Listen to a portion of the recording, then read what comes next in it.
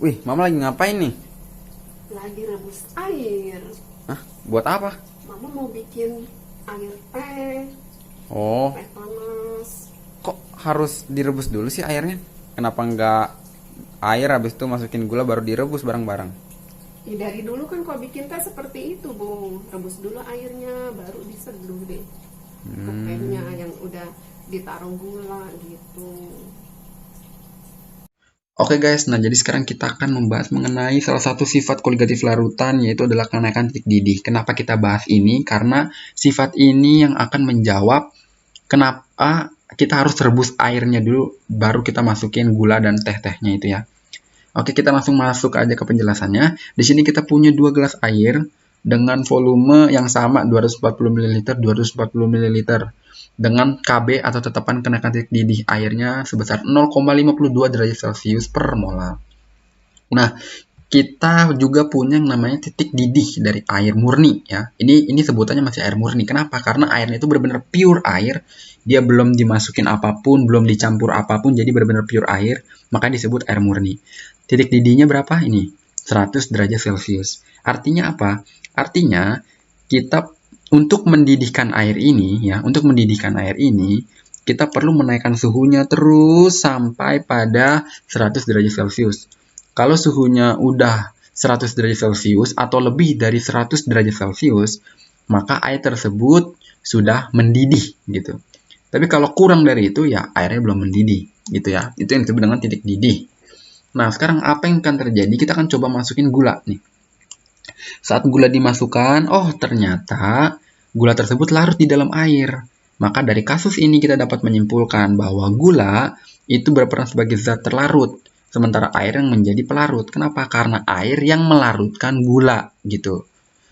Nah, sekarang ini kan dia masanya masih 0 ya. Sekarang coba kita berikan massa gula ini sebesar 10 gram. Oh, ternyata titik didihnya naik nih. Titik didihnya mengalami kenaikan. Kita masukin lagi 20 gram, kita masukin lagi 30 gram, kita masukin 40 gram. Semakin lama ternyata kenaikan titik didihnya akan semakin besar. Oke. Maka dari sini kita dapat kesimpulan lagi. Apa itu?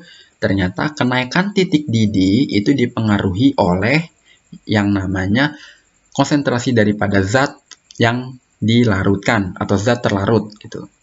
Nah, sekarang kita iseng-iseng aja ya. Sekarang kita coba masukin garam ke gelas yang kanan. Oke, sekarang kita samain ya. Kita samain massa garam dengan massa gulanya ya. 40 gram. Oke, kita buat 40 gram. Nah, lihat. Ternyata kenaikan titik didihnya beda nih. Ini kan massanya sama ya. Padahal kan massanya sama ya. Massanya sama. Sama-sama 40 gram. Hanya memang jenisnya berbeda. Oh, ternyata titik didihnya berbeda gitu. Kenaikan titik didihnya berbeda. Yang garam jauh lebih tinggi dibandingkan daripada larutan gula gitu. Nah, tapi apakah itu adalah kesimpulan yang tepat? Nah, sekarang apa yang terjadi? Ini kan dia masih dalam gram. Artinya ini masih dalam massa ya. Kita masih berbicara pada massa. Apa yang terjadi kalau misalnya kita convert ini menjadi molal? Kita convert menjadi molal, oke, perhatikan ya. Kita convert menjadi molal, kita buat jadi 1 molal. Larutan gula, lihat, suhunya segini, titik didihnya segini. Yang garam juga sama, lihat, ternyata sama. Lihat, ternyata mereka berdua memiliki titik didih yang sama. Larutan garam dengan larutan gula itu memiliki titik didih yang sama, yaitu adalah 100,52 derajat Celcius. Kalau kita naikin lagi, lihat jadi 101,04 derajat Celcius. Yang garam juga kita naikin jadi sama. Dari sini kita dapat kesimpulan lagi. Ternyata yang mempengaruhi itu bukanlah massa daripada si zat terlarut, tapi yang mempengaruhi adalah konsentrasinya dari zat terlarut gitu. Nah, ini juga menjelaskan apa yang dimaksud dengan 0,52 derajat Celcius per molar ini. Jadi, jika kita memasukkan suatu zat terlarut apapun itu bebas jenisnya ke dalam air, mau itu garam, mau itu gula, bebas apapun itu, tapi dengan konsentrasinya 1 molar, maka titik didihnya akan mengalami kenaikan sebesar 0,52 derajat Celcius.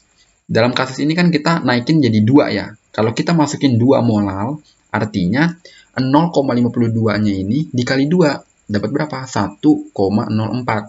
Artinya suhunya akan naik sebesar 1,04 gitu. Nah, jadi itu dia kesimpulannya. Ternyata kenaikan titik didih itu tuh dipengaruhi oleh yang namanya tetapan kenaikan titik didih dari zat pelarut dan juga konsentrasi daripada zat yang dilarutkan dalam molal. Bukan masanya, tapi adalah konsentrasinya. Nah, maka terjawab sudah ya. Apa itu kenaikan titik didih? Nah, jadi setelah kita mengetahui kenaikan titik didih, kita jadi bisa menjawab nih pertanyaan kita tadi ya. Kita lihat di sini, kalau misalnya air murni tadi kan titik didihnya hanya 100 derajat Celcius, artinya kita hanya perlu suhu segini doang nih ya. Kita hanya perlu suhu segini doang untuk dapat mendidihkan air. Daripada kalau misalnya kita udah campur airnya itu dengan gula dulu, misalnya 10 gram. Nah, lihat suhunya itu kita perlukan tuh segini gitu. Baru dia mendidih larutannya.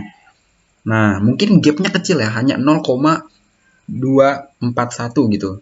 Tapi sebenarnya dari 0,241 ini itu dapat mempengaruhi banyak hal. Yang pertama, suhunya ya, suhu yang diperlukan untuk dapat menaikkan suhu di gelas yang kiri ini, yang gelas yang satu ini, itu akan jauh lebih kecil dibandingkan kita dibandingkan dengan energi yang diperlukan untuk menaikkan suhu pada larutan gula gitu. Tentu saja energinya lebih banyak dan juga dia perlu waktu yang lebih lama juga, ya kan? Jadi jawabannya adalah kenapa kita harus masak airnya dulu baru masukin gulanya. Jawabannya adalah karena jauh lebih efektif. Efektif dari segi energi, jadi nggak banyak terbuang, dan juga efektif dari segi waktu, jadi nggak terlalu makan banyak waktu. Nah, itu dia sekian penjelasan saya. Kiranya dapat bermanfaat, dan terima kasih sudah menyaksikan. Salam kimia.